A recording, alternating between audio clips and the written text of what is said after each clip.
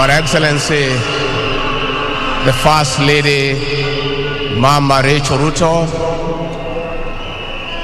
Your Excellencies, visiting heads of state and government, Your Excellency, our retired President Uhuru Muigai Kenyatta,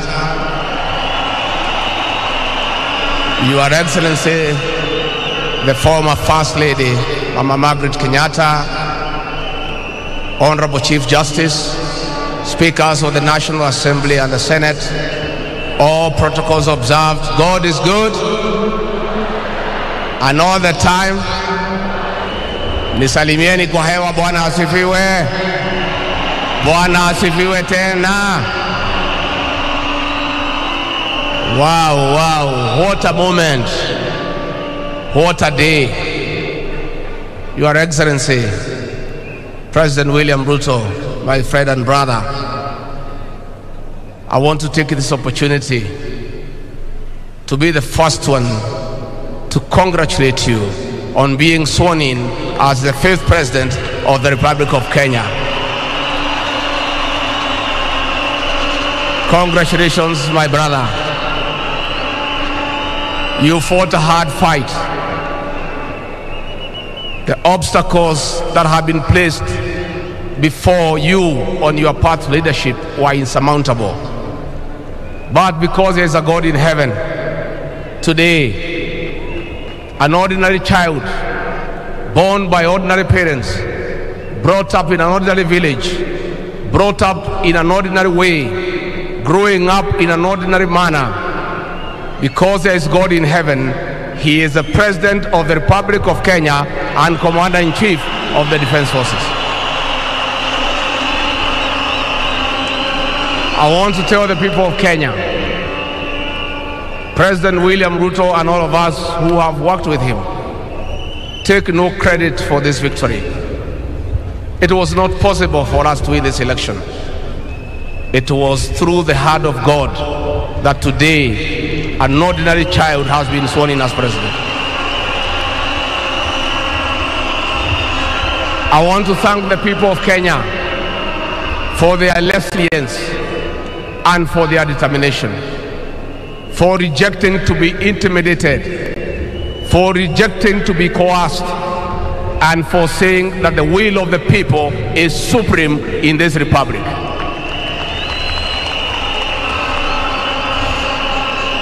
Your Excellency, President William Ruto, I must tell these people the truth.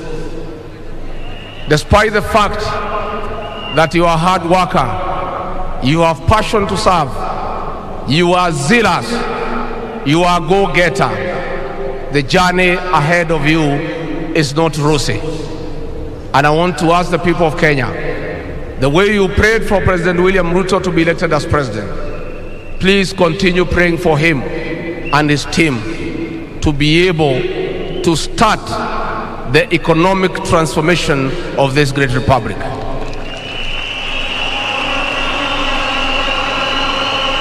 Our new president and his team have a difficult task ahead. The truth of the matter is that we have inherited a dilapidated economy that is facing almost an economic shutdown. We have a 10 trillion public debt. 6 million Kenyans have no employment. 14 million Kenyans are in CRB. We have a demoralized public service. It is your prayers that will help our president to put up a team and start work from day one to liberate this country economically and put it back to where President Mwai Kibaki left us 10 years ago.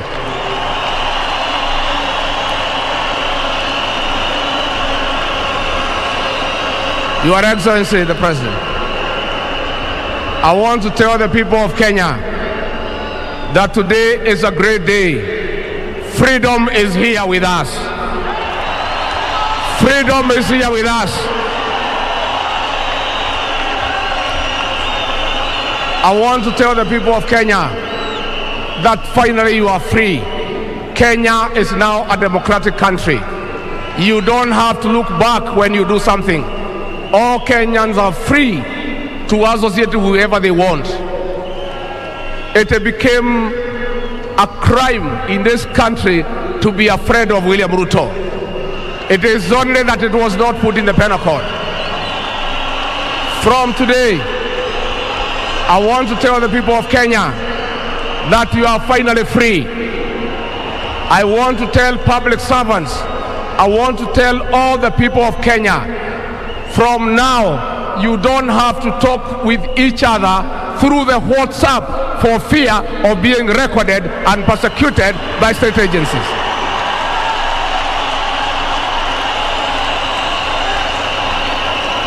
Your Excellency, our President. Your Excellency, our President. You have told us, and we believe you, that you shall never in your presidency use the criminal justice system to manage politics. You have told us that you'll manage politics the conventional way through persuasion and reaching out. I want to give a word on behalf of our president that you are free to criticize his government without fear of reprisal from state agencies.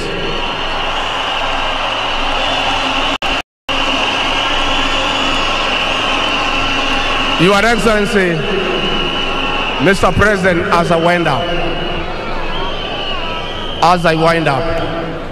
I want to assure you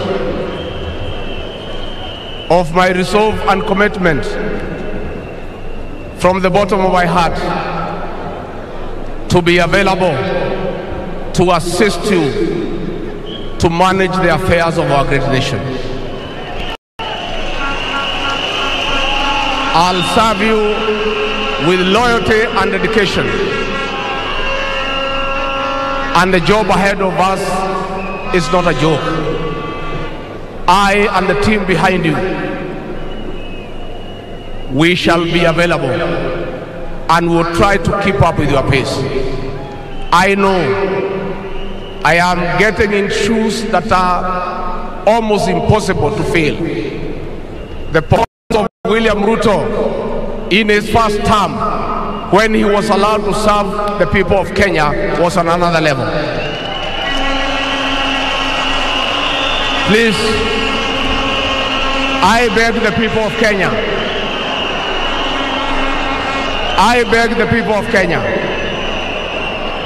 not to measure me with the performance of William Ruto, because you might get disappointed.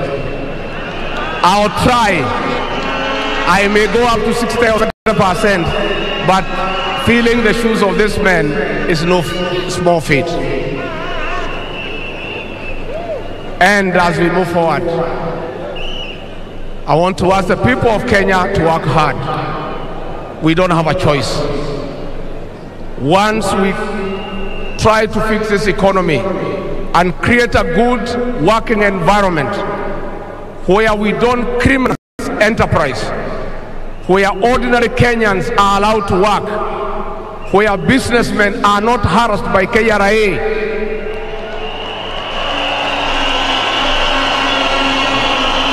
where goods belonging to the people of Kenya will never again be touched by overzealous public servants.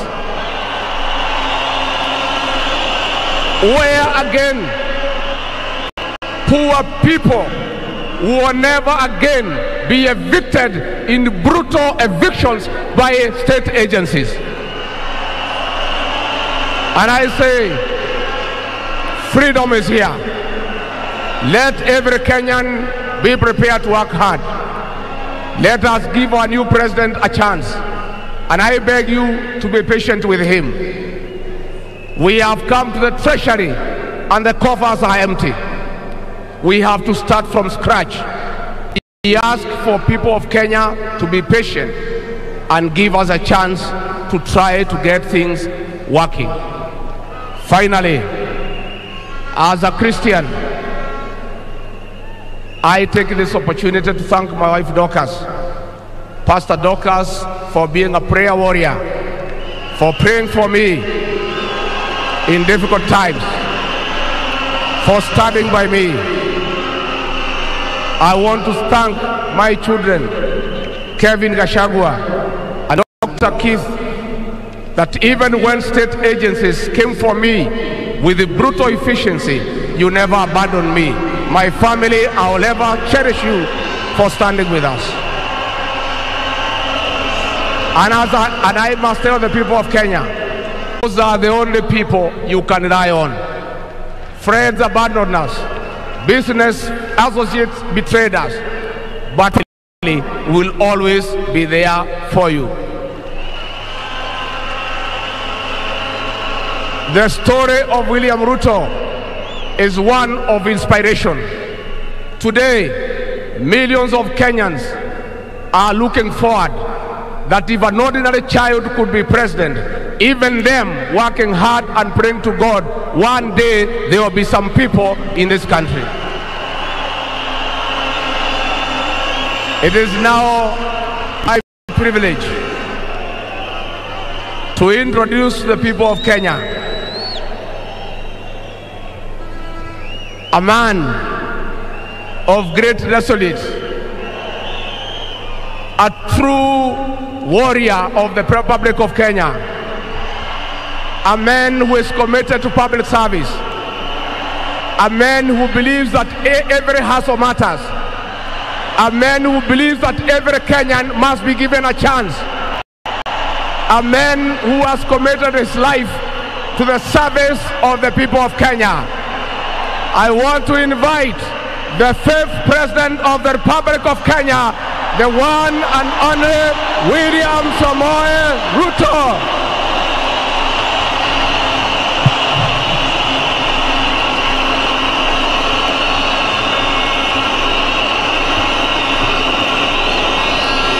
Thank you very much, my brother Rigathi Gachagua.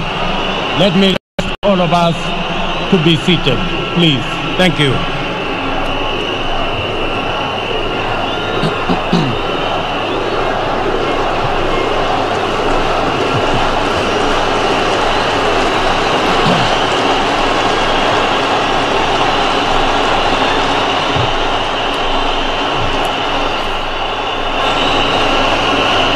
Your Excellencies,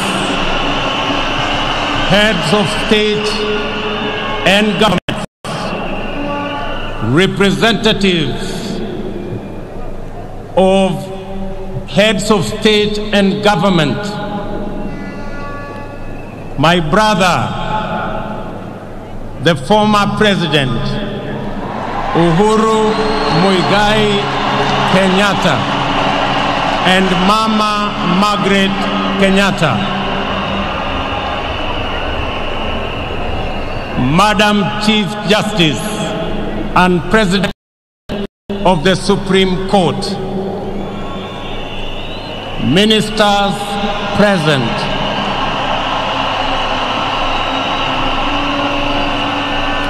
Your Excellencies, governors and deputy governors, all leaders, and the dear people of the Republic of Kenya, good afternoon. Hamjambo. Hamjambo. Bwana Yesu asifiwe. Assalamu alaikum. Hebu tusalimiane hewani nione hivyo.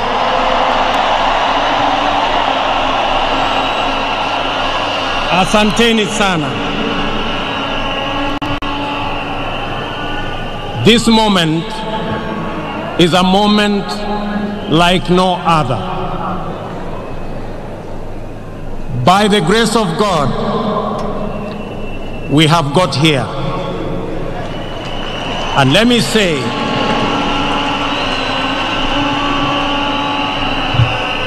that standing here today is testimony that there is a God in heaven.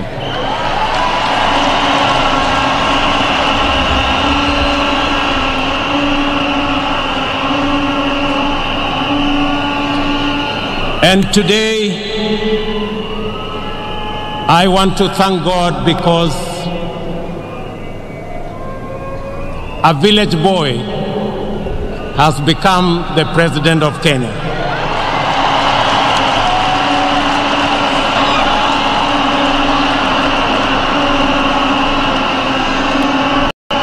I want to thank my wife and family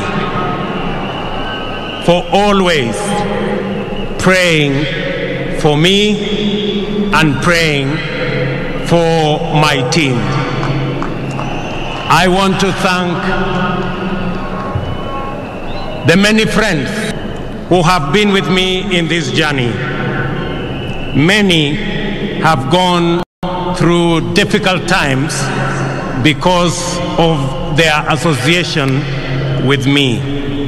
Friends, I want to say thank you very much.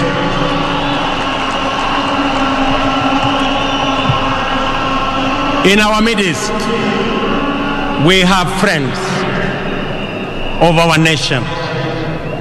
We have presidents from around our region.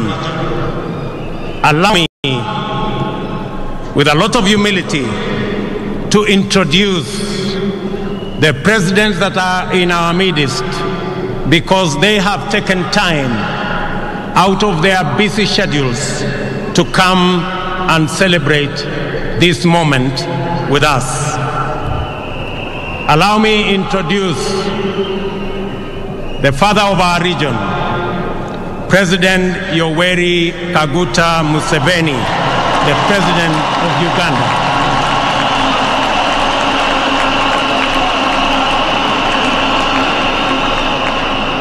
That is the old man always in a hat. Allow me to introduce His Excellency President Denis Sassou Nguesso, the President of Congo Brazzaville, my father who is here. Allow me to introduce His Excellency Ismail Omar Guelleh, President of the Republic of Djibouti. Allow me to introduce my elder brother, His Excellency Paul Kagame, the President of the Republic of Rwanda. Allow me to introduce His Excellency President Salva Kiir Mayardit, the President of the Republic of South Sudan. Na karibu sana Mheshimiwa. Allow me to introduce His Excellency Filipe Nyusi, the President of the Republic of Mozambique. Allow me to introduce His Excellency Dr. Emerson Mnangagwa, the President of the Republic of Zimbabwe. Allow me to introduce His Excellency Felix Tshisekedi, the President of DRC. His Excellency Azali Assoumani, the President of Comoros. Allow me to introduce my elder brother, His Excellency, the Prime Minister of Ethiopia, His Excellency Abiy Ahmed. Allow me to introduce President Omari Sissoko, the President of Guinea-Bissau. Allow me to introduce a man who knows this country very well, and a pastor, Dr. Lazarus Chakwera, the President of Malawi. Allow me to introduce our neighbor and the chair of the East African Community, the President of Burundi, His Excellency Evariste Ndayishimiye. Allow me to introduce His Excellency Wavel Ramkalawan, the President of Seychelles. Allow me to introduce our neighbor, President Hassan Sheikh Mohammed, the President of Somalia.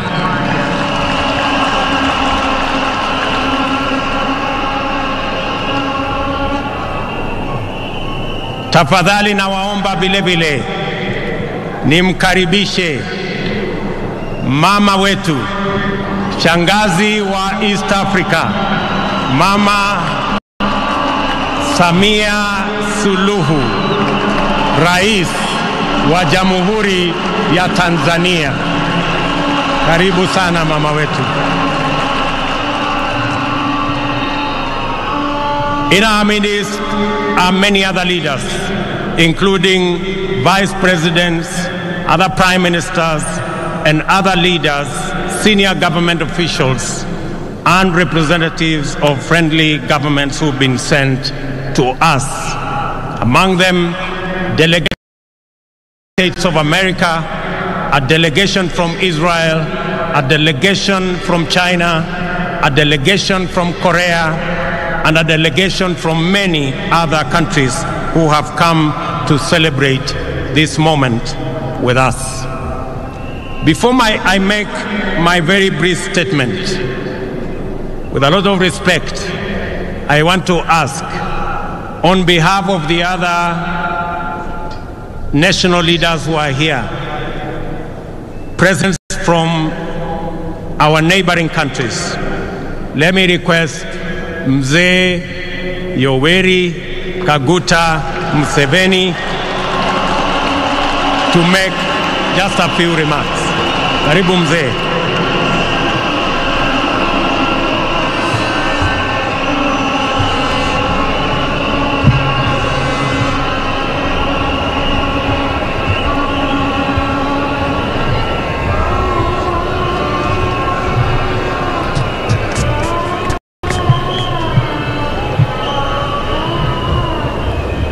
Your Excellency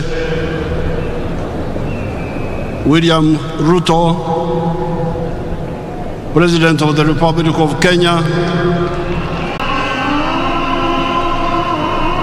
Pili, namshukuru Mheshimiwa Uhuru Kenyatta kwa kuongoza Kenya kwa miaka 10 iliyopita. Hongera.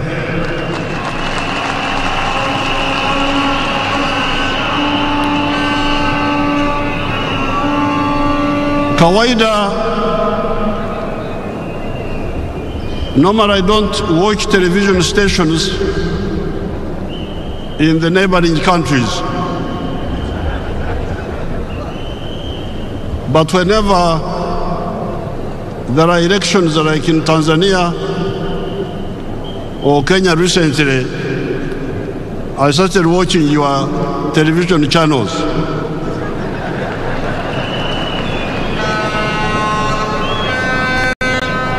And there is one television, I was scanning through them, but I watched something called KTN News Chivumbi.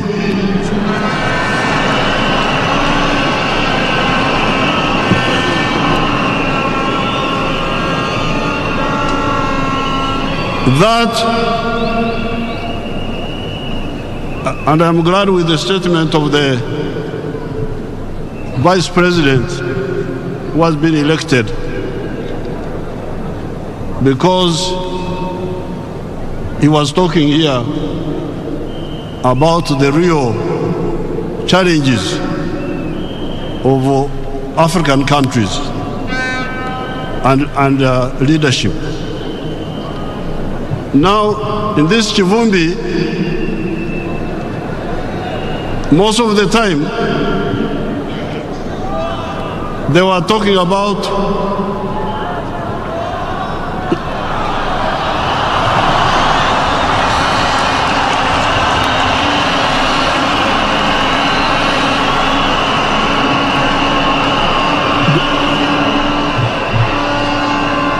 Don't involve me in your internal affairs.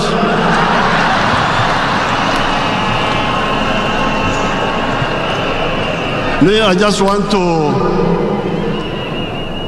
observe a few things. The first, they were talking mainly about sharing power and sharing resources. Then there was one young man with a lot of gray hair, a young man with a lot of gray hair. At one time he came and made a good point. And the point was the politics of identity versus the politics of interests, of issues. I said these young people are beginning to get somewhere. But then another one said, you are talking of distributing resources. Where will these resources come from? So all of the political class in Africa, I would appeal to you to answer that question. Where does prosperity come from? Ustawi wa jamii unatoka wapi? According to my experience of 60 years, I would advise Africans to know that prosperity comes from wealth creation. You must create wealth. And wealth is not the same as natural resources. You may have natural resources, but you don't get wealth out of them. The wealth means commercial agriculture, manufacturing, services, hotels, and ICT. Now, if I own a hotel, it is my wealth. But that hotel creates jobs for Kenyans or Ugandans.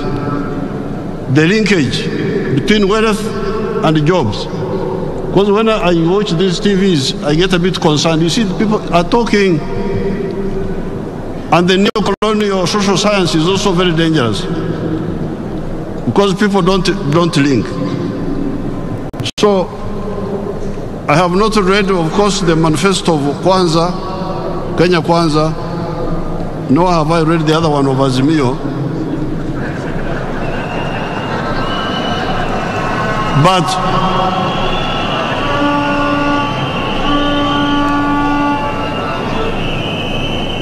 But I know His Excellency Ruto. I've met him a number of times in Uganda, and I know he likes ideas and frank talking. Now, what I found a problem in that KT News Kivumbi was in all the things they were talking about, they were not talking about East African integration. They talk about Kenya. But I can tell you, and then one of them, the other evening, one of them was quoting the example of American President Roosevelt. Roosevelt started a program in 1934 which created jobs and so on. But Roosevelt was utilizing the huge market of the United States, which had already been created by some people who had a vision. So therefore, I congratulate His Excellency Ruto. I thank His Excellency Uhuru.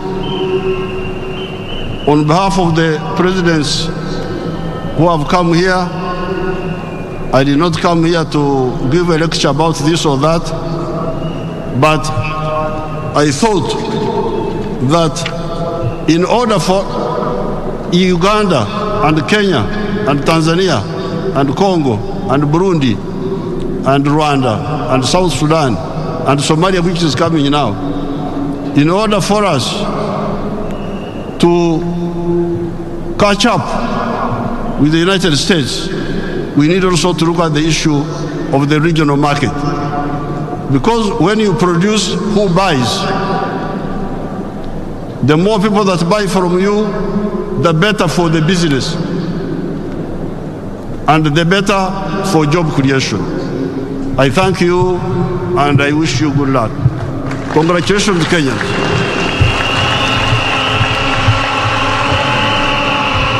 Asante sana mzee.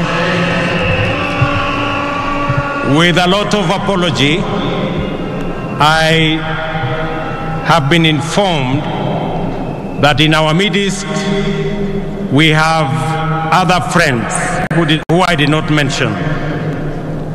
Allow me to introduce my good brother, His Excellency Julius Naado Bio, the President of the Republic of Sierra Leone. Thank you very much, Your Excellency, and you're most welcome to Kenya. Let me also introduce the President of Sahrawi Republic, His Excellency Brahim Gali.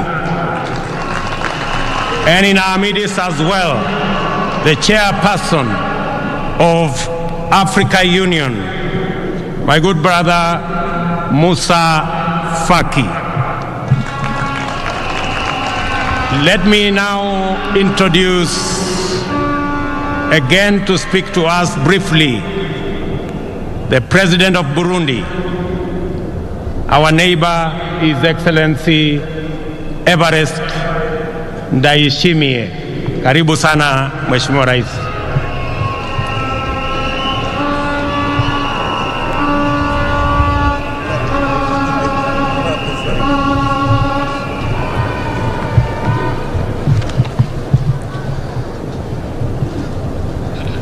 Mheshimiwa Rais William Ruto, Rais wa Jamhuri, Excellencies, Head of State and Government, Mheshimiwa ndugu yangu Uhuru Kenyatta, viongozi kwa ngazi mbalimbali za nchi ya Kenya, Head of Delegations, members of Diplomatic Corps, wananchi wote wa Kenya, hamjambo? Hamjambo? Kenya oye! Jumuiya ya Afrika Mashariki oye!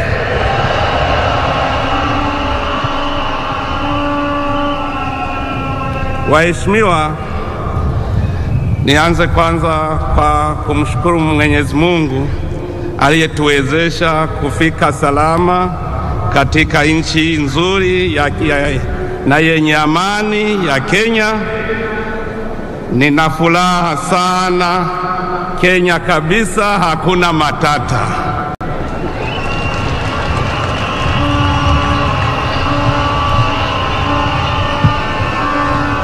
Nichukue tena fursa hii niwapongeze Wakenya wote kwa kufuata mioyo yao wakati wa kupiga kura na kuthibitisha kwa mara nyingine ukomavu wao wa hali ya juu na kuonyesha ulimwengu viwango vya demokrasia yao.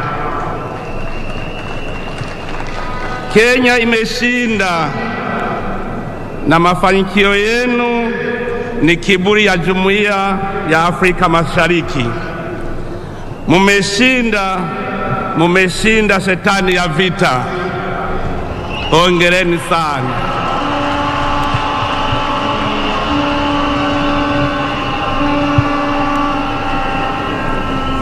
Hongera sana ndugu yangu mpendwa Mheshimiwa William Ruto kwa kuteuliwa kuwa rais wa Kenya. Ni present nzuri, unakuja bila ubishi kama mtoto mzuri, na nakutakia kila laheri. Wakenya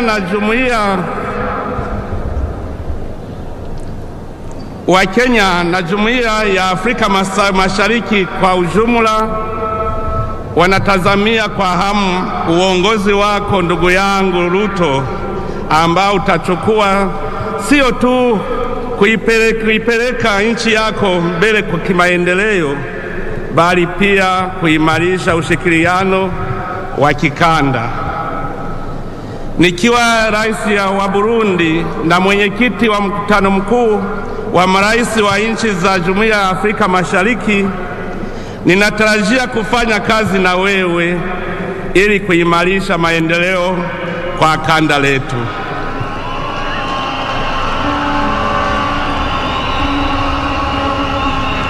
Na upande wa Burundi, tunafurahia uhusiano mzuri ambao kwa bahati nzuri upo kati ya Kenya na Burundi miaka mingi, na ninaweza kukuhakikishia mheshimiwa ya kwamba undugu kati ya Wakenya na Warundi utaendelea kusimama imara, na undugu nilio ufurahia Mheshimiwa Uhuru utaendelea kwako ndugu Ruto.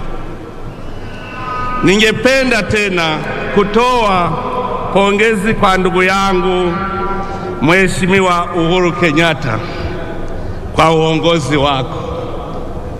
Furaha iliyokutambulisha imekuwa furaha ya Wakenya wote, na hapa unamaliza muda wako kwa furaha. Na kabla sijamuita wa mwisho, let me recognize the presence of the Prime Minister of Eswatini. Tumpigie makofi. The heads of the Deputy President of Equatorial Guinea. Nataka sasa nimuite the first ever President of East and Central Africa, our dear sister, the President of Tanzania, President Samia Suluhu. Karibu sana Mheshimiwa Rais. Tunakuenzi, tunakuheshimu.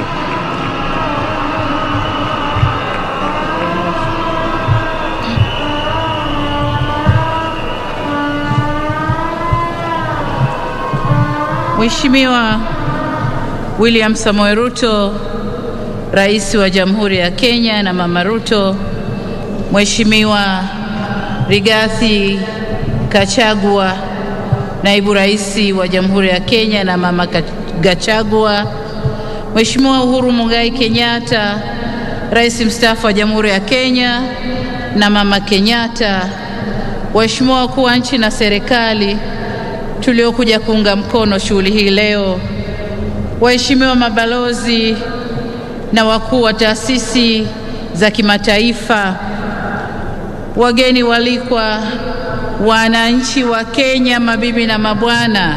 Kenya we!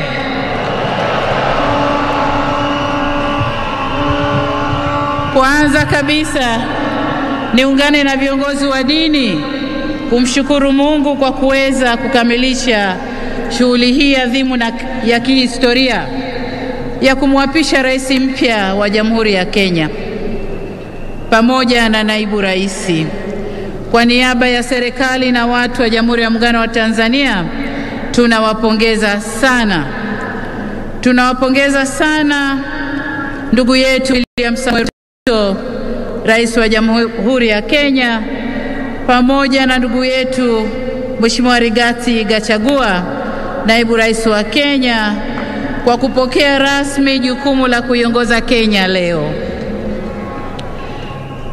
Katika hatua hiyo ya pongezi, tunamshukuru na kumpongeza sana Mheshimiwa Uhuru Muigai Kenyatta kwa kumaliza vyema kuitumikia nchi yake na kuitumikia kwa mafanikio makubwa. Hongera sana. Ndugu zangu wa Kenya, tunawapongeza nyinyi kwa kuonesha ukomavu wa demokrasia na kumaliza uchaguzi salama, na leo tuko hapa pamoja kama Wakenya na wa East Africa tunashangilia uapisho wa rais wetu mpya. Nataka niwaambie ndugu zetu wa Kenya, kama kuna zawadi mlioitoa kwa Jumuiya ya Afrika Mashariki mwaka huu, ni zawadi ya amani mlioiweka katika uchaguzi. Tunawashukuru sana sana sana kwa zawadi hiyo muhimu. Ndugu zangu wa Kenya, uchaguzi umemalizika. Sasa ni kujenga taifa la Kenya. Na hapa niungane walioimba hapa kwamba wananchi wote wa Kenya sasa mshikane mikono kuijenga Kenya. Mwisho, kama dada, nitumie fursa hii kuihakikishia Kenya dhamira yetu ya dhati ya kufanya kazi kwa kushirikiana kwa karibu zaidi katika kuleta maendeleo ya pamoja ya kijamii na kiuchumi baina ya nchi zetu, lakini na ukanda wote wa Afrika Mashariki. Namwomba Mwenyezi Mungu amwezeshe ndugu yetu Ruto pamoja na serikali atakayoiunda, awatie nguvu ili waweze kutumikia vyema nchi hii katika kiwango kinachotarajiwa na wananchi wa Kenya. Mwisho kabisa, nimwombe Mwenyezi Mungu aibariki Kenya, Mwenyezi Mungu aibariki Afrika Mashariki, na asanteni sana kwa kunisikiliza. Asante sana.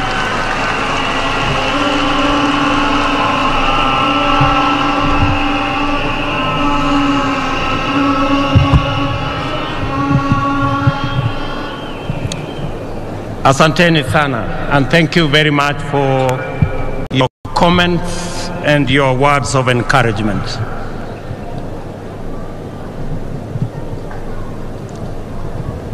To the people of Kenya, this is a momentous occasion for our country. Our politics and our elections have never failed to be emotive, engaging, and dramatic. The most recent installment, however, showcased our most exemplary democratic performance.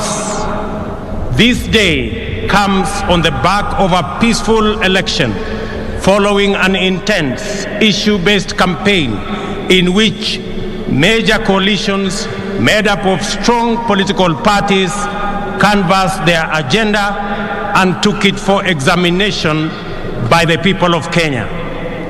The Independent Electoral and Boundaries Commission stewarded a transparent and credible election whose result faithfully reflects the democratic will of the people of Kenya.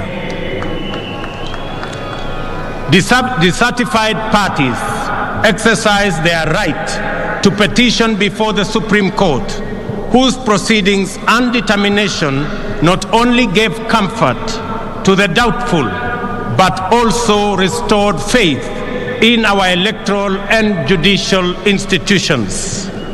Many countries aspire to have moments like this, and we as Kenyans should not take ours for granted. This is the third election under the Constitution of Kenya 2010 and the second peaceful transition. We have had a robust conversation about this moment and what it demands of us. And we have sought to answer the question, whether this is a constitutional moment or an economic moment. In this process, we have demonstrated the maturity of our democracy, the robustness of our institutions, and the resilience of the Kenyan people. My competitors and I mobilized vigorously to offer the citizens of Kenya the most appealing agenda as well as the best roadmap to achieving it. I remain firm in the conviction that both sides in the last election did their best to present a pathway to actualize the people's aspirations. The just concluded election was a choice between competing ideas towards the Kenya we want. Elections and democracy entail unifying competition, not divisive rivalry. The performance of our security services, the performance of the IEBC and the judiciary was put to severe test. By and large, these institutions lived up to our expectations. We can only aspire to do better in future, and I give my undertaking that my administration shall work to ensure that the bar is raised even higher for the next general elections. A significant dividend of our electoral and democratic process is the tremendous achievement we made in breaking the glass ceiling by enhancing the participation of women in leadership. 7 women were elected as governors, up from 3 in the last election. 29 women were elected as members of the National Assembly, up from 23 in 2017. 7 women deputy governors and 3 women senators were elected as well. It is very clear that this election had many winners, far exceeding those who were actually elected. By far,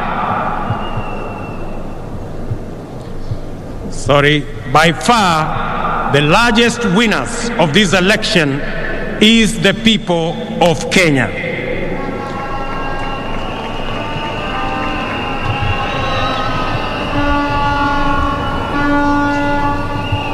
We have done well as a nation. We have blazed the trail in an increasingly challenging environment where democracy is consistently on trial. We have come a long way in our nation's journey to freedom, and going by our most recent performance in these elections, we conclude in confidence that we are almost home. Allow me, ladies and gentlemen, to single out the Independent Electoral and Boundaries Commission for special commendation for the courage to do the right thing under exceptionally challenging circumstances. As an institution, they have set a new standard in public service that is uncompromising, professional, and exemplary, while raising the bar of integrity of our public officials and public institutions. It is appropriate to single out for special mention the chair of the IEBC, Wafula Chebukati, for standing firm,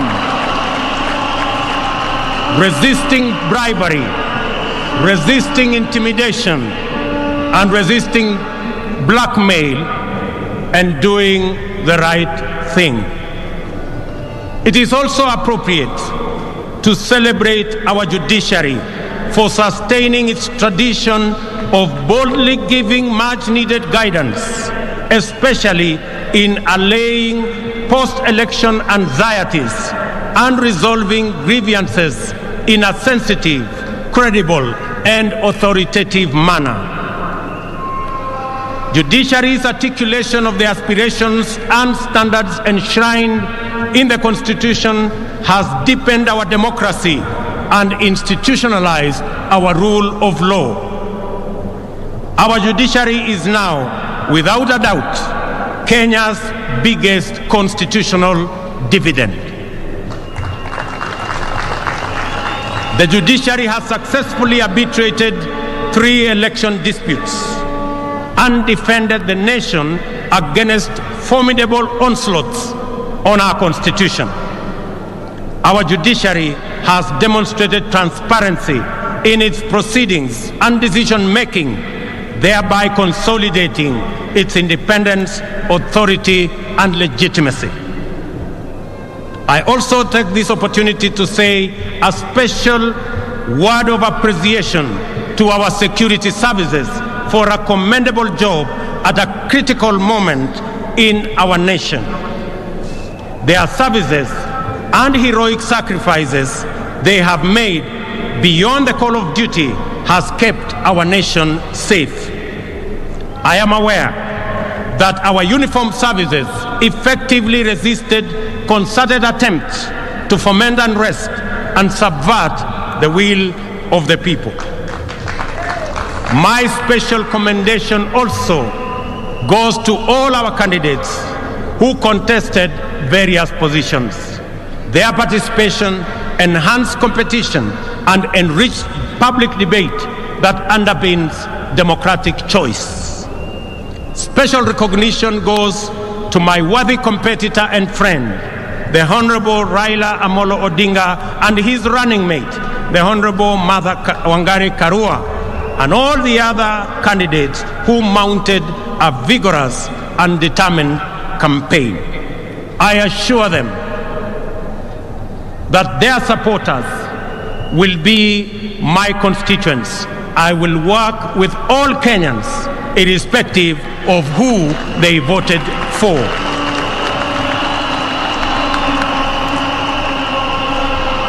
Our special gratitude also goes to millions of Kenyans in the Hustler movement for tirelessly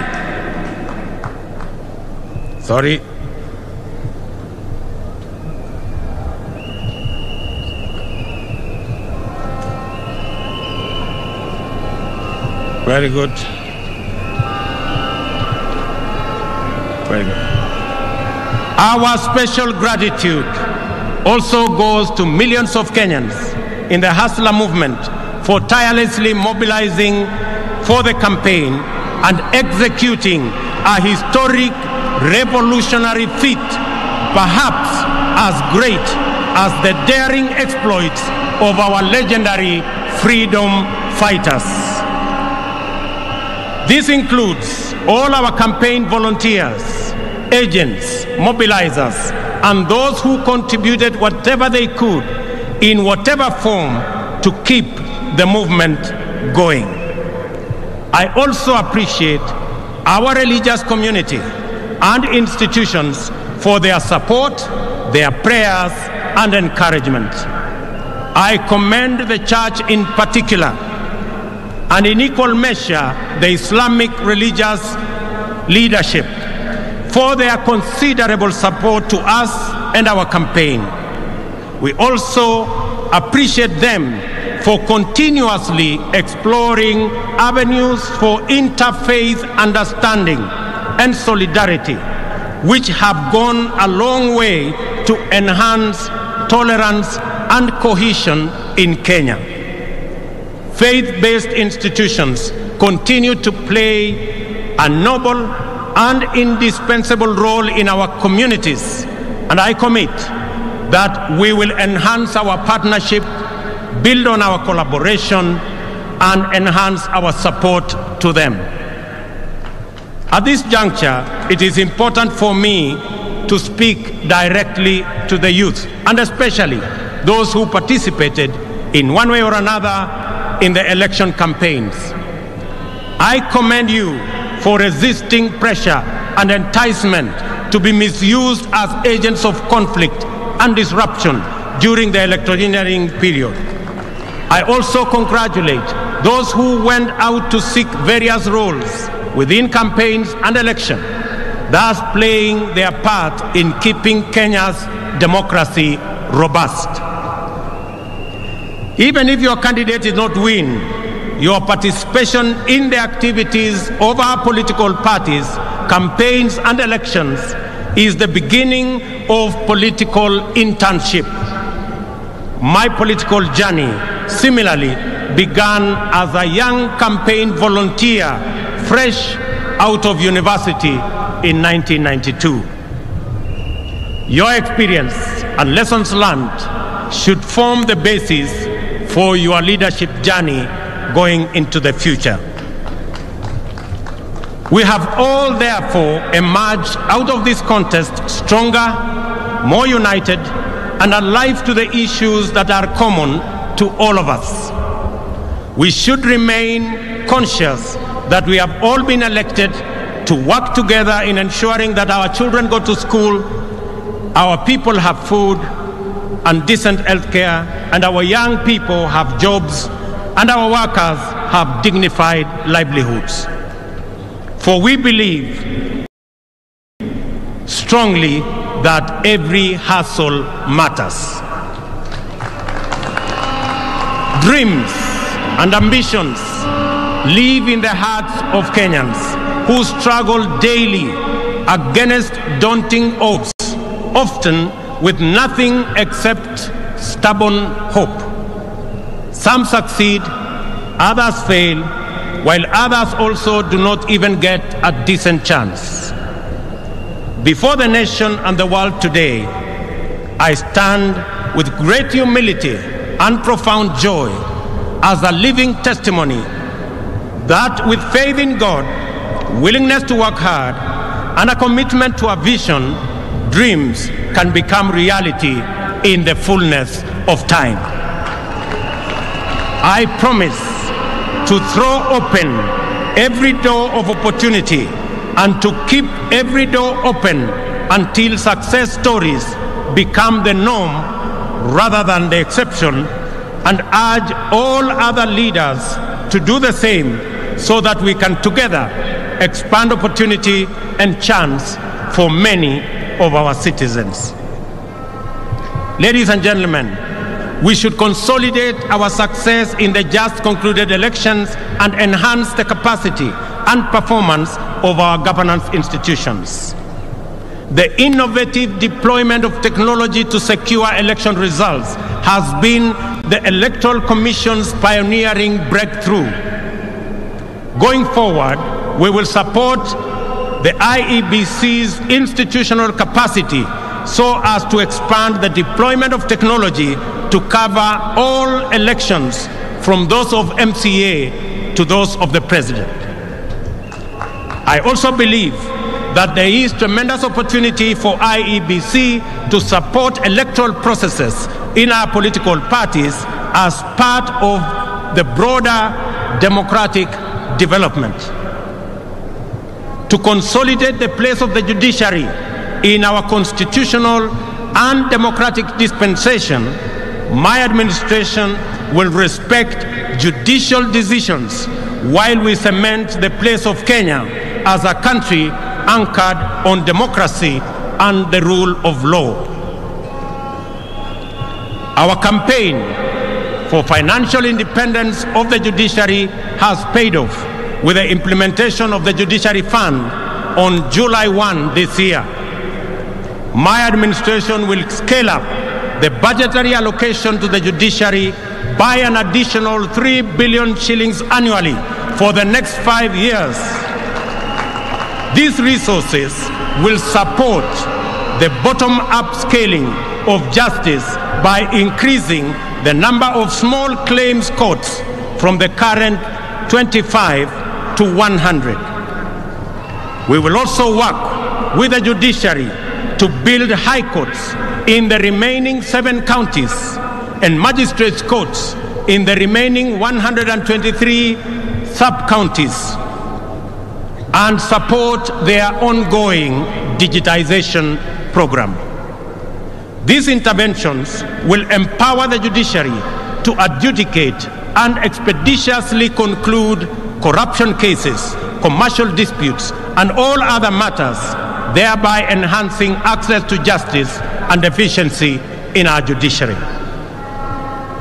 To further demonstrate my commitment to the independence of the judiciary, this afternoon I will appoint the 6 judges already nominated for appointment to the Court of Appeal, which was done 3 years ago by the Judicial Service Commission.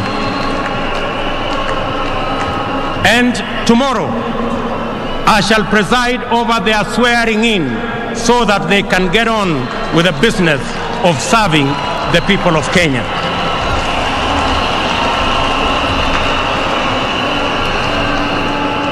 As required by Article 245 of the Constitution, the Inspector General of Police is mandated to exercise independent command over the National Police Service. The service's operational autonomy, however, has been undermined by the continued financial dependence on the office of the President. This situation is going to change. As I had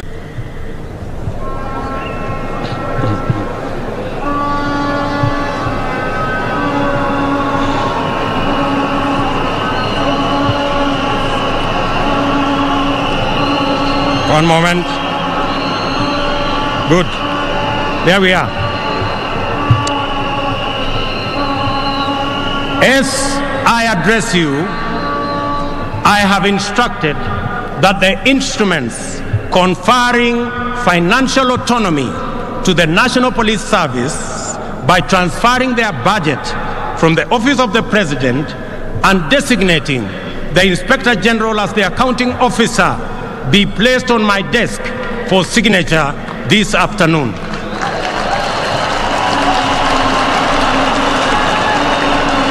Financial independence of the police will give impetus to the fight against corruption and end the political weaponization of the criminal justice system, an undertaking I made to the people of Kenya. I understand the deep fissures and low morale in the public service.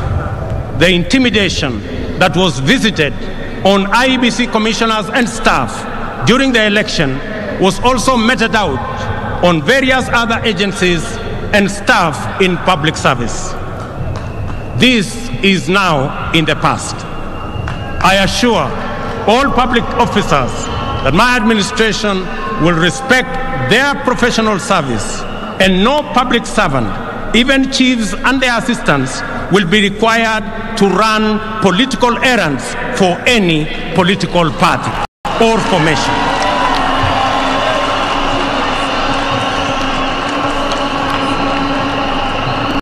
Ladies and gentlemen, we anchored our campaign on the platform of the economy premise on job creation and the well-being of the people of Kenya, and we have been working continuously on the measures to bring down the cost of living. Our people are confronted daily with increasingly unaffordable prices, especially food and transport. In our economic forums across the country, during the campaign, citizens consistently shared their anxiety, their pain, and their fury on this matter. It therefore calls on us for urgent and decisive resolution. The interventions in place have not borne any fruit. On fuel subsidy alone, the taxpayers have spent a whopping 144 billion, 60 billion in the last 4 months alone. If the subsidy continues to the end of the financial year, it will cost taxpayers 280 billion, equivalent to the entire national government development budget. Additionally, there was an attempt to subsidize unga in the run-up to the election, a program that cobbled up 7 billion in 1 month.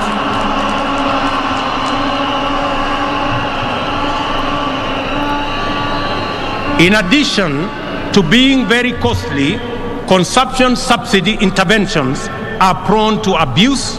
They distort markets and create uncertainty, including artificial shortages of the very products they seek to subsidize.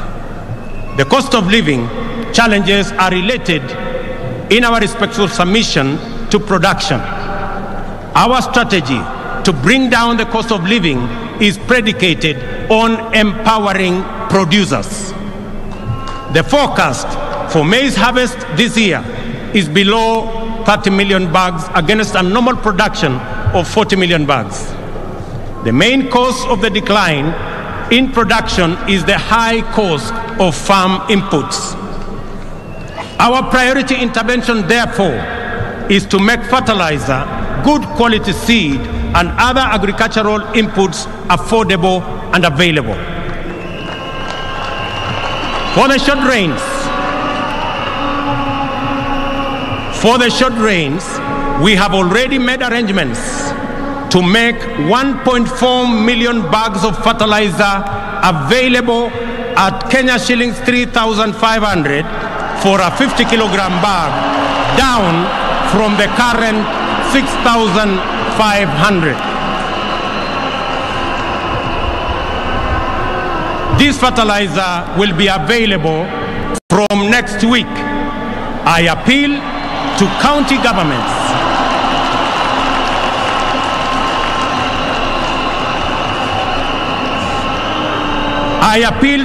governments in eastern, central, and western regions where we are expecting short rains to work with us in making sure that this fertilizer is available to all farmers in that region so that we can begin the journey to increase our food production initiatives. Additionally,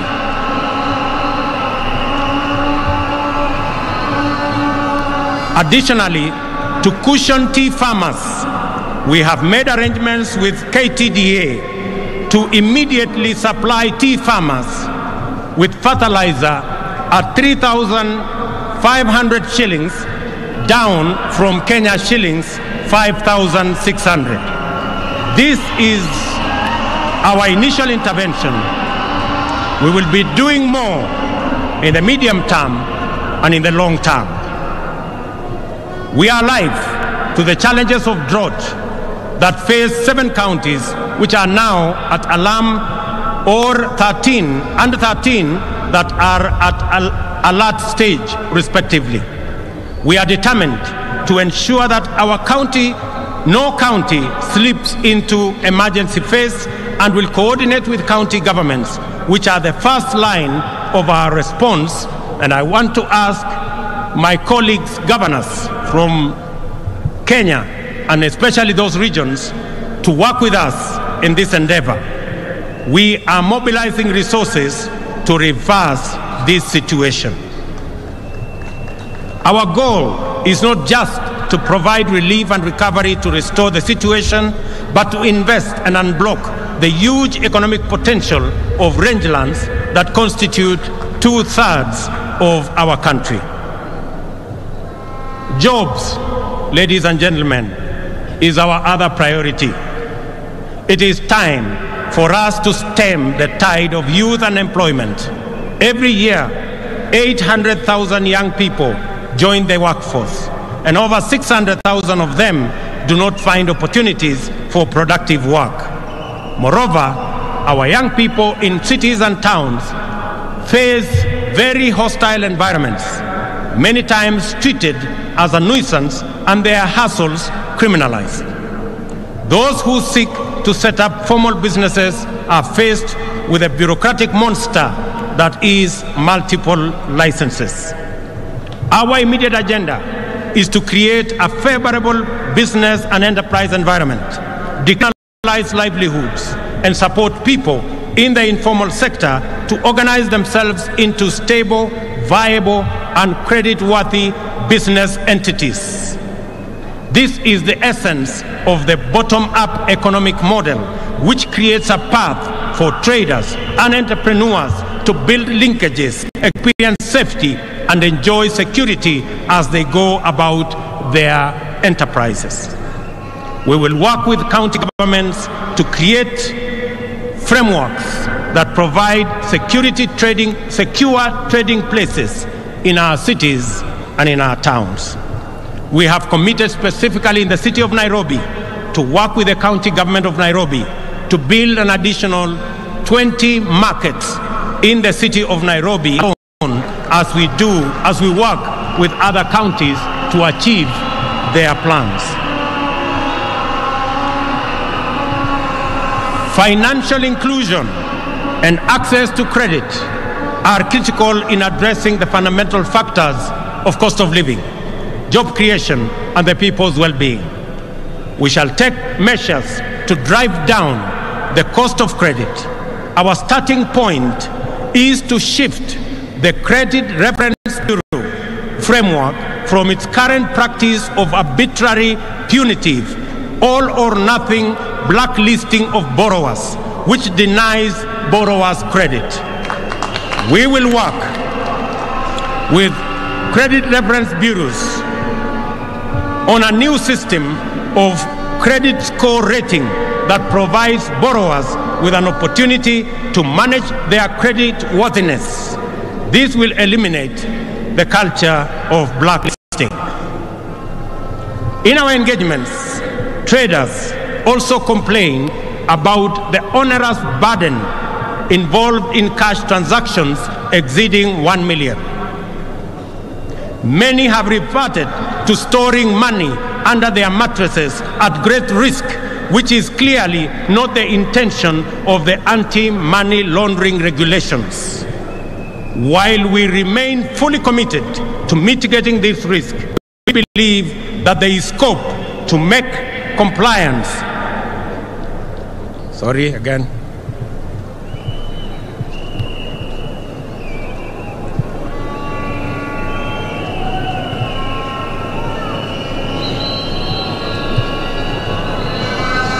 Very good.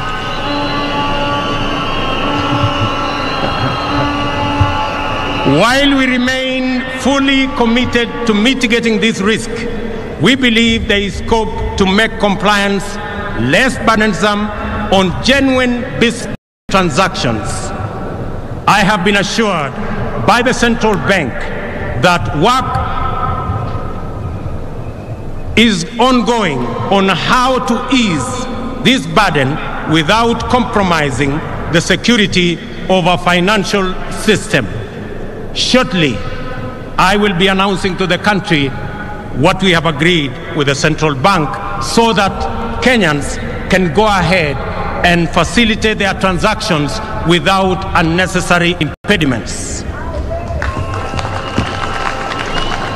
Ladies and gentlemen, we shall implement the Hustler Fund, dedicated to the capitalization of micro, small, and medium enterprises through chamas, SACCOs, and cooperatives to make credit available on affordable terms that do not require unnecessary collateral.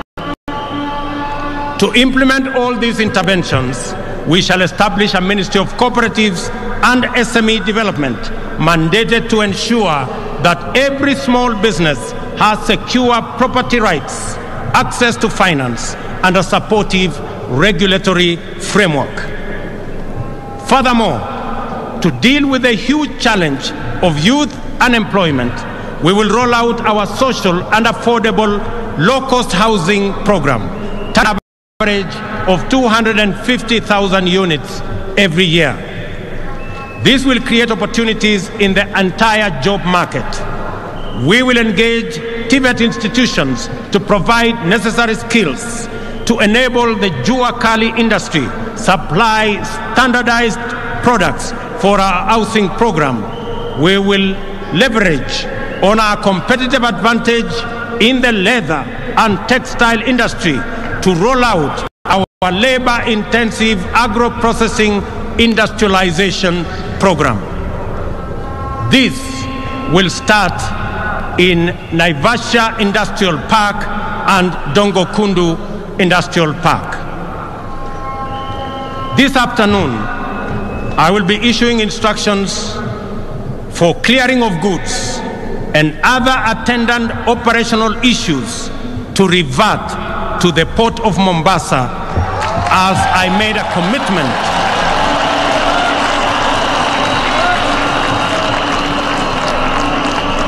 to Kenyans. This will restore thousands of jobs in the city of Mombasa. Ladies and gentlemen, we must stabilize our public finances. This year, we will spend 60% of our revenues to service our debt. We are faced with Kenya shillings 60 billion in pending bills for goods and services supplied to government. Clearly, we are living beyond our means. This situation must be corrected. I am aware that many individuals, families, and their businesses have been driven to ruin and forced to shut down over government unpaid bills. We shall give priority to the expeditious resolution of our pending bills so that the government can meet its obligation and facilitate better economic performance. In the coming weeks, we shall advise government creditors on the mechanisms for the resolution of their outstanding payments. We are committed to ensuring that they are paid in the shortest time possible.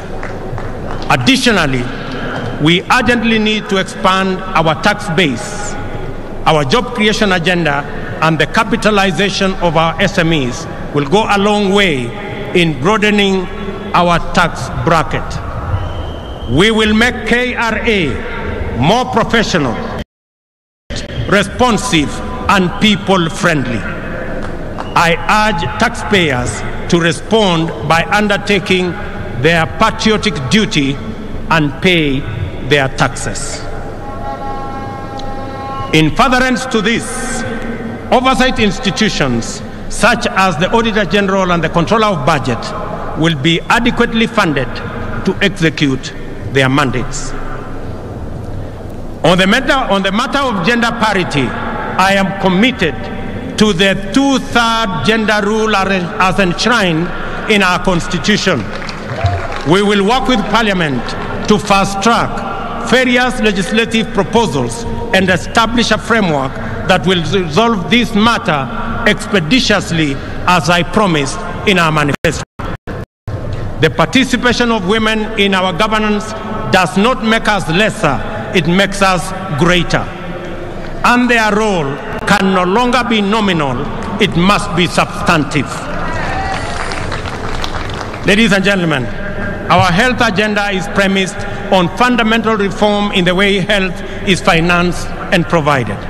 We shall reform the National Insurance Fund to make it a social health insurance provider, improve procurement of medical supplies, deploy an integrated, state-of-the-art health information system, and most importantly, provide adequate human resources at all levels.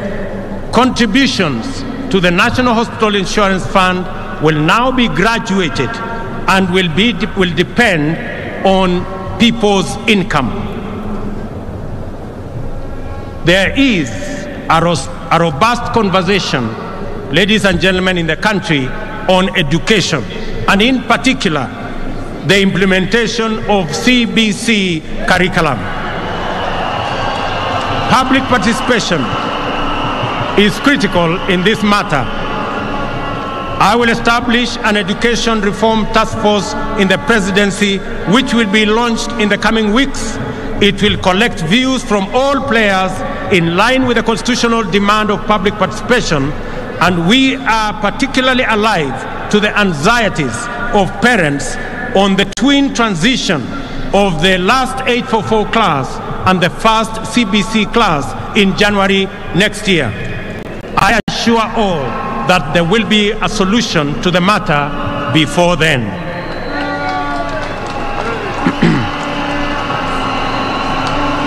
We have elevated our diaspora to the 48th county.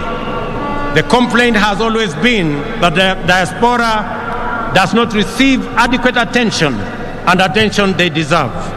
The focus has been on remittances, while the fundamental rights as citizens have been neglected.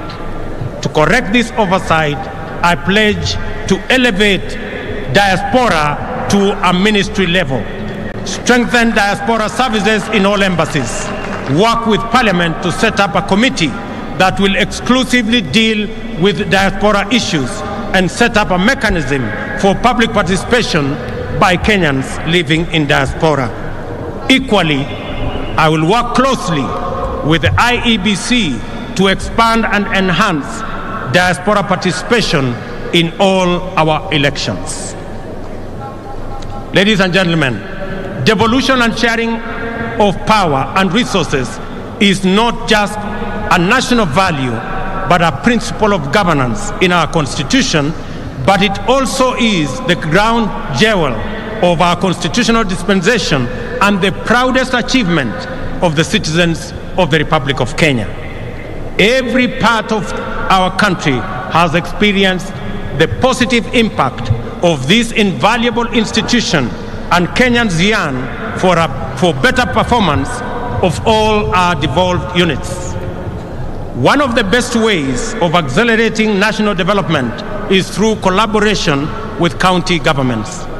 As Deputy President, I witnessed firsthand the tremendous potential of intergovernmental synergy and look forward to scaling up our capacity to harness these bountiful possibilities.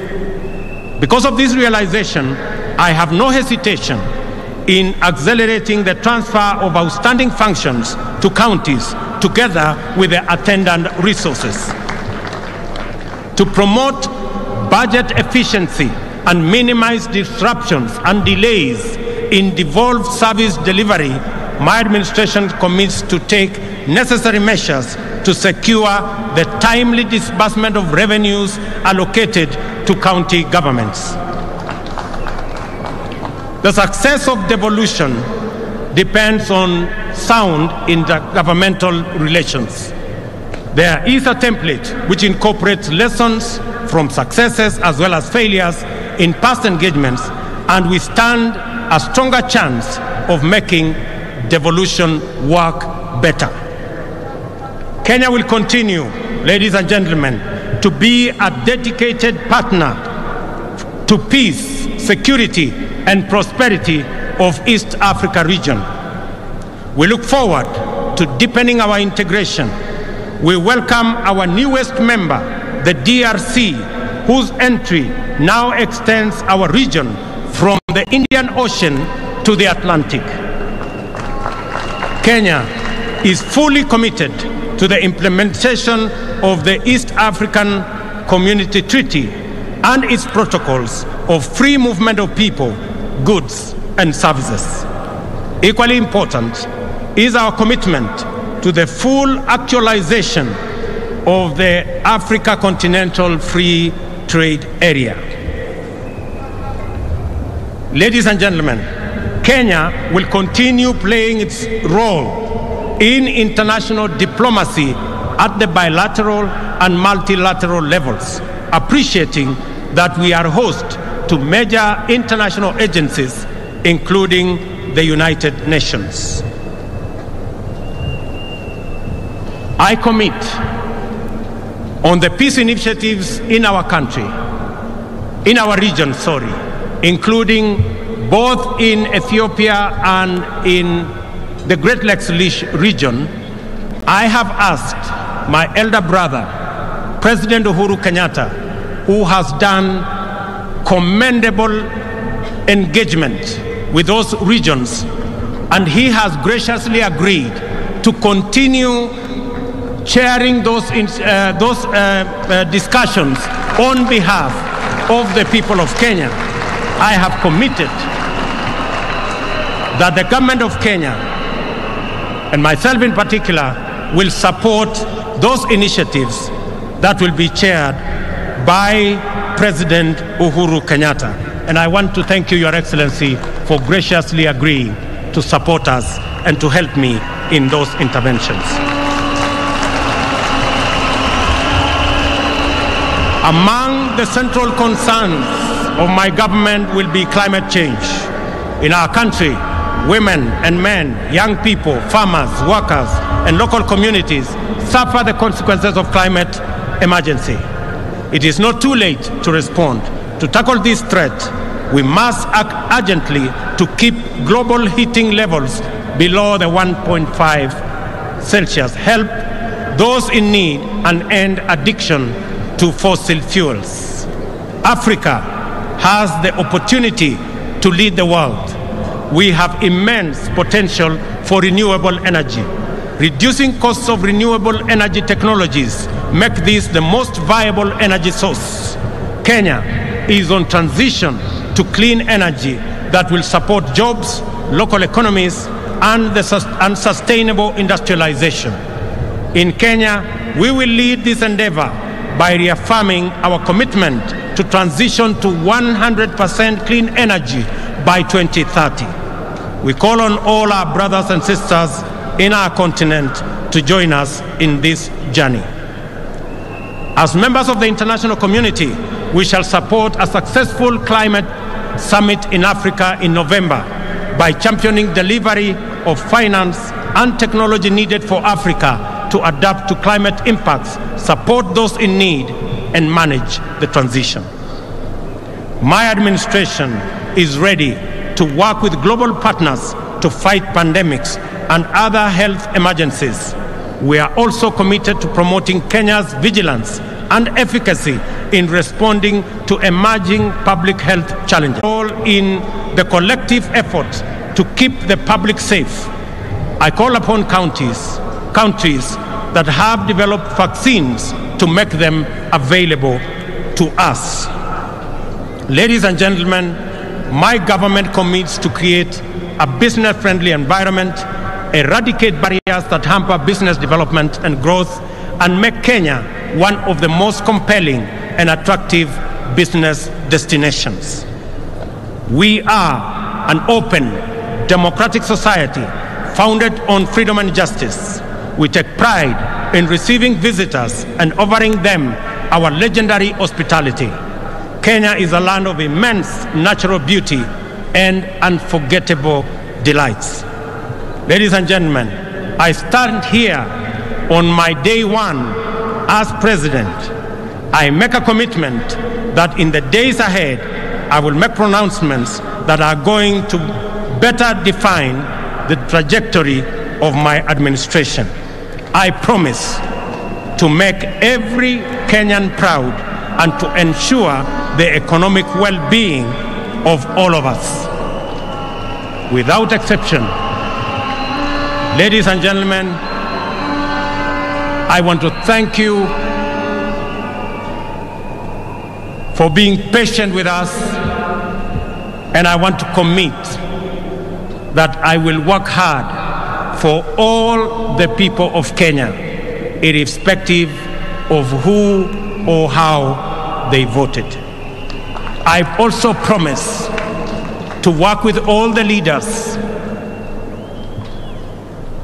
young and old, present, retired, and coming, so that we can build one nation and harness every talent, every effort, all energies in driving our republic forward. I make my commitment to all those who have served in government that their place in our nation will be secured. To our friends in our region, in Kenya, you have a reliable partner, and we look forward to building on the success of the leaders who came ahead of us. God bless you. God bless Kenya. May the very good Lord bless all of us. Asanteni sana na Mungu awabariki. Tusimame sote kwa wimbo wa taifa. Niombe tutulie kwa wimbo wa taifa, na baada ya wimbo wa taifa nitaomba sote tubaki tumesketi kwenye dais.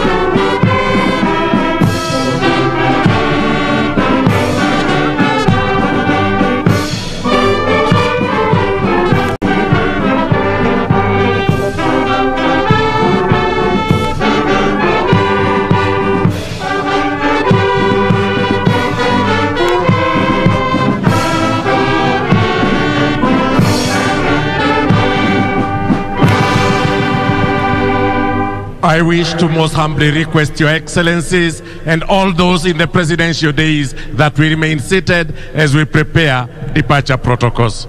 Most kindly, we remain seated until we prepare for the departure protocols.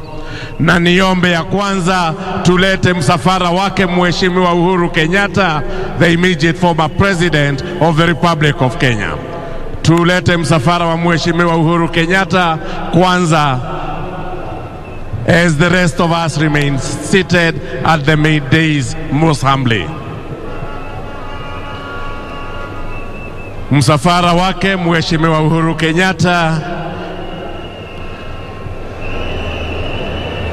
Baada ya msafara wake Mheshimiwa Uhuru Kenyatta, the ceremonial Land Rover will be brought in, and His Excellency, the President of the Republic of Kenya, will take a lap of honor in the stadium akisalimia wananchi.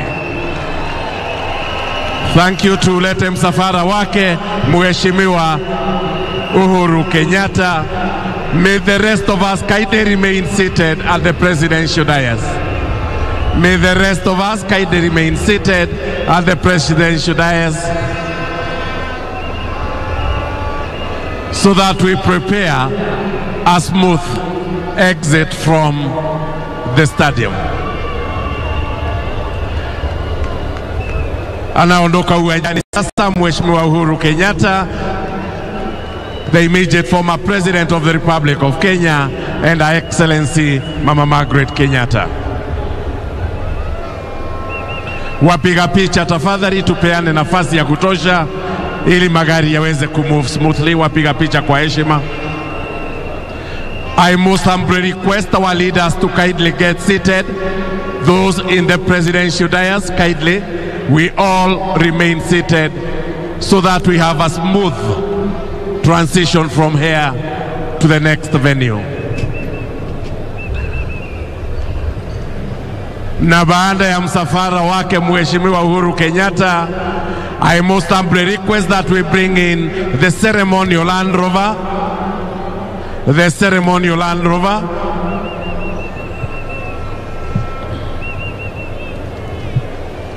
Faster please, most kindly. Thank you. If we could kindly move faster, thank you. Wapiga picha niombe tuondoke sababu Land Rover itatembea pahali mko. Wapiga picha tuondoke because the ceremonial Land Rover will move from where you are. May I now welcome Your Excellency the President of the Republic of Kenya to board the ceremonial Land Rover and take a lap of honor inside the stadium ukisalimia wananchi. The rest of us kindly remain seated at the presidential dais. We bring in the ceremonial Land Rover so that His Excellency the President is able to greet Kenyans as he takes a lap of honor inside the stadium.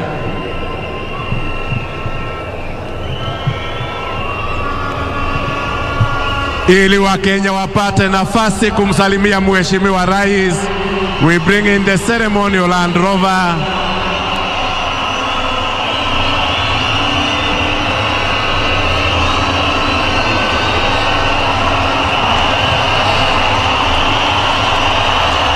The rest of us, we remain settled in the presidential days, kindly.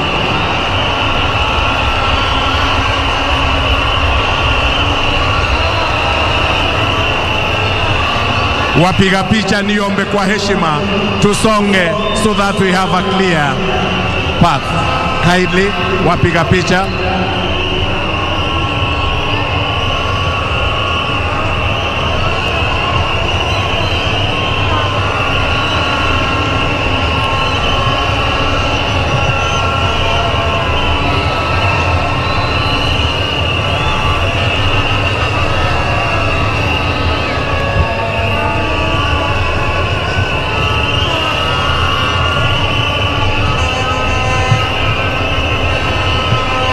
His Excellency the President of the Republic of Kenya mounting now the ceremonial Land Rover. aweze kusalimia wananchi na kuwapungia mkono wananchi wa Jamhuri ya Kenya waliopo hapa. Haya, tuweze kwenda. Asante.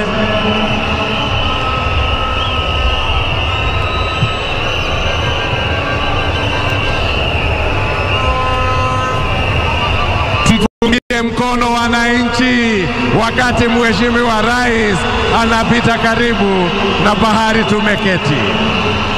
Tumpungie mkono Mheshimiwa Rais wa Jamhuri ya Kenya. Wapiga picha, niombe tena turudi nyuma jameni. Let us kindly facilitate a safe and smooth exit. Tumsalimie Mheshimiwa Rais, tuweze kumpungia mkono akizungushwa uwanjani in the ceremonial Land Rover.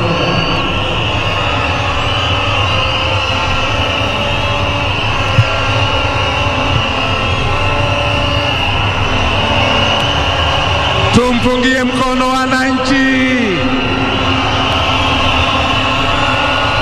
in the ceremonial vehicle. His Excellency, the President of the Republic of Kenya and Commander-in-Chief of the Defense Forces.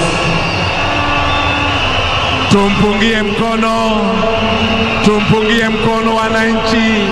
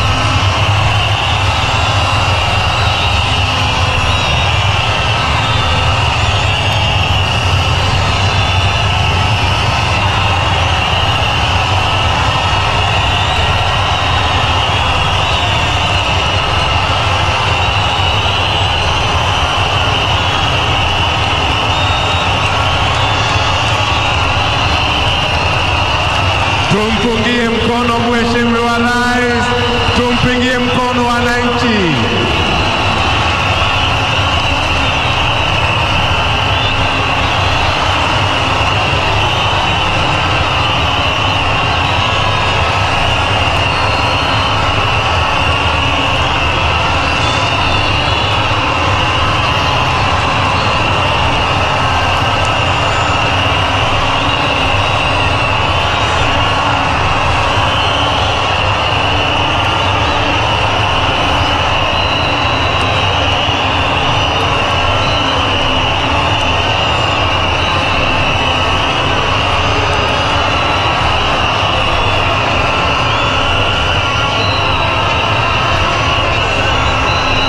Excellency Mama Rais Ruto, Your Excellency the First Lady Mama Rais Ruto, kindly if you could calm down so that we...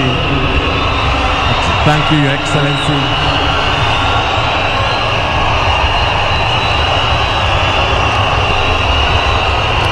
Wale wengine tubaki tumeketi kwenye jukwaa so that we prepare departure protocols kindly.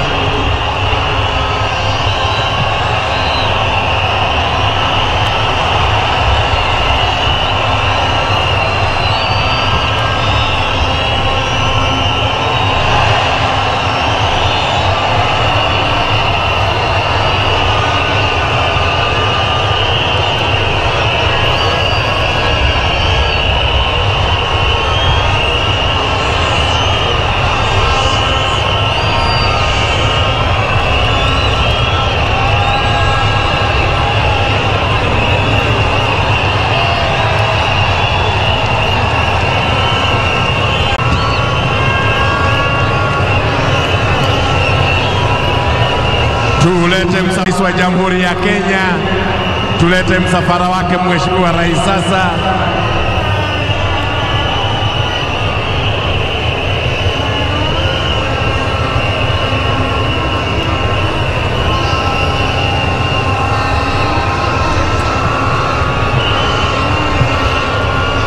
Msafara wake Mheshimiwa Rais wa Jamhuri ya Kenya.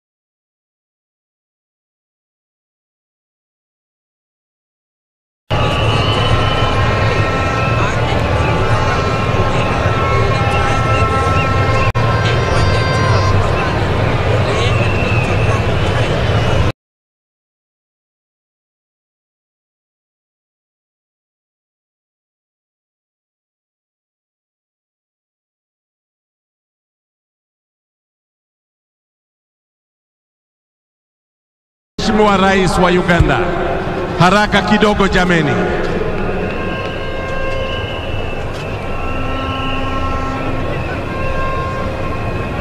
The motorcade for His Excellency, the President of the Republic of Uganda, followed by the motorcade of His Excellency, the President of Congo Brazzaville.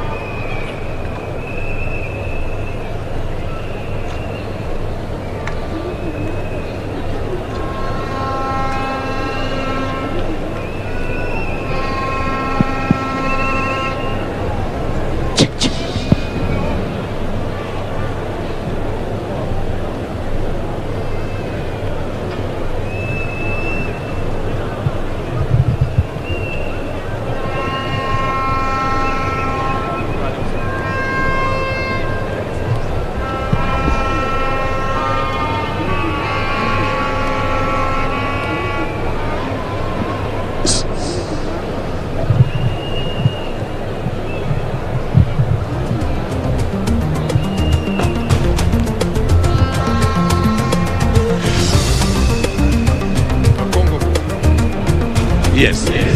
Msafara wake Mheshimiwa Rais wa Jamhuri ya Congo Brazzaville.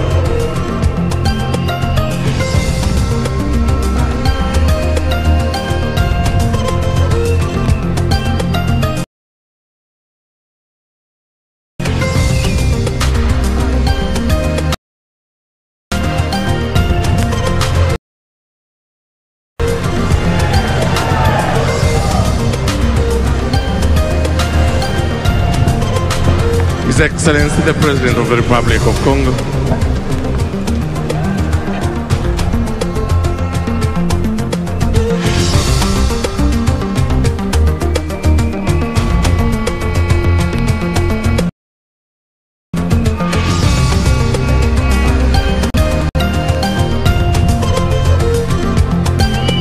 Indeed, Kenyans have bore witness to the swearing into office of Kenya's fifth president, that is none other than Dr. William Ruto.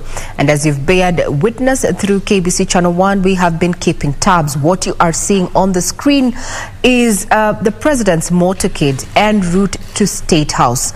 Earlier on this morning, we witnessed the president-elect leaving the deputy president's residence, but as of this evening, as of now, after being duly elected and officially being sworn in, he is the Republic's head of state. and that is the Republic of Kenya. That is his presidential motorcade.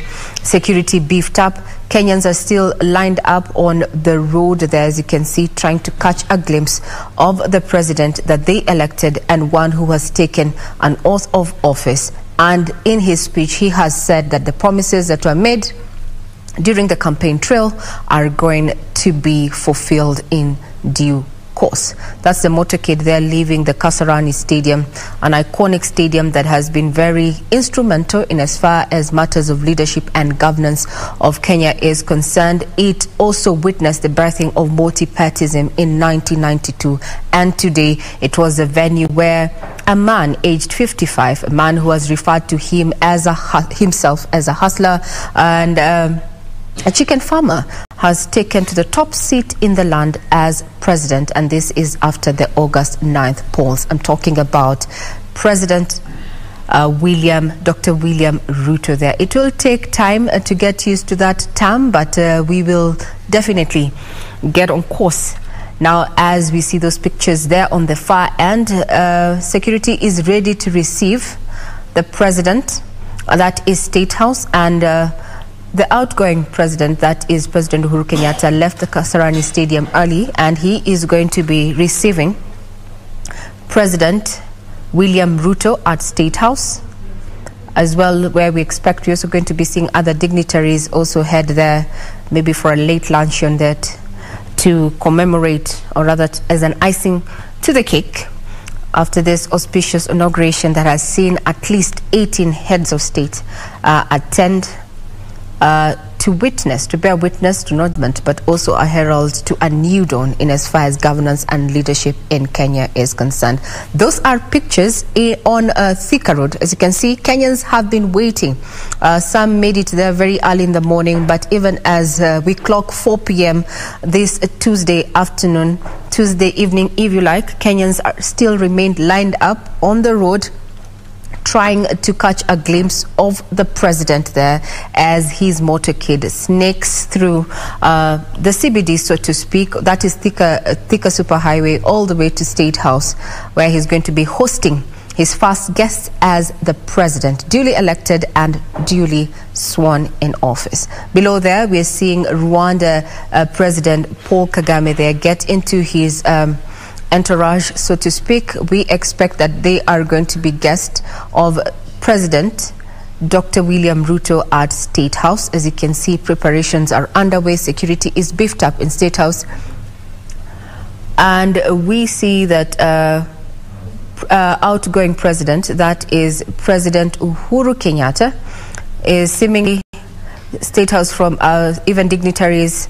We see diplomatic vehicles there. Guests have begun arriving at State House there. We'll keep tabs. Security is quite beefed up. This is where we're going to be having the ceremony where President duly elect and sworn into office, Dr. William Ruto, is going to be hosting his first guests at State House as president, the 5th president of the Republic of Kenya.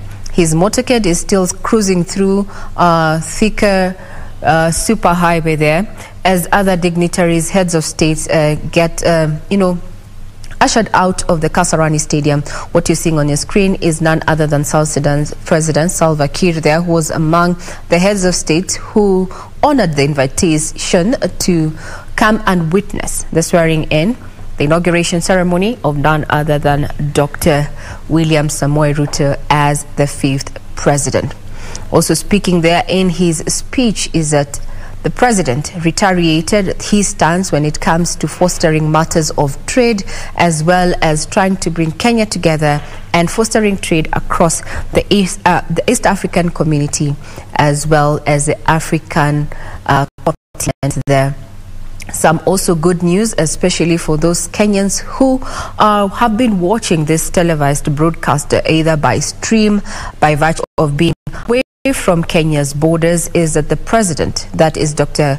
William Ruto, has said and affirmed that he's going to be setting up a diaspora ministry to take care of interests of Kenyans who are living abroad.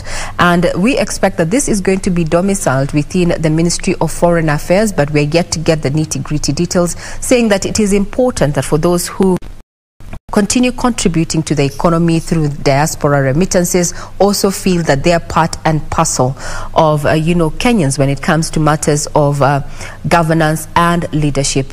This is a clarion call that he made during the campaign trail, and he has emphasized that it's going to happen in his first speech as the president. Those are pictures from State House as well as Kasarani. Salva Kiir, the president of South Sudan, they're bidding farewell to fellow heads of state who had graced the occasion here at the Kasarani Stadium. A total of 18 of them representing different parts of Africa. We had the president from Somalia there, as well as representation from West Africa, Sierra Leone there. We had a representation from Mozambique there, Philippe Nyusi. Now, let's have a feel of basically the take-home from the president's speech, and I'd want to rope in my panel that has been here with us all the way from 6 a.m. this morning, and I'd want to introduce Henry Kurauka. What has been your take? What is your take-home from the president's first speech after being officially sworn into office? Henry. Thank you very much. My quick take is that the speech was very good. There have been very high expectations from Kenyans. I believe the speech has catered most of them. However, there may be a few challenges here and there. One thing that is very clear is the appointment of judges. That can give our president a lot of, asante, because that is an issue that has been disturbing us for a long time. So the Court of Appeal and the two judges of the High Court will be sworn tomorrow, and the appeals will move faster. To our farmers, it's very good news, because our farmers have been very resilient, very hardworking, and they are generally very serious people. So with the reduced fertilizer prices, we expect our farmers to make profits and to do profitable business. The only issue I have picked is the issue of housing and credit. For credit to be cheap in this country, then the government credit must also be cheap. Today, treasury bonds are very expensive, or rather the profit is very reduced, then the credit will be cheap. The government must also spend to reduce credit. For housing, I remember one time going to court instructed by COFEC, and we challenged a proposal by government to bring on the issues of housing. That is something that requires a lot of legal reforms and a lot of infrastructure, because housing cannot accrue in areas without other infrastructure like roads, sewerage system, electricity, and so on.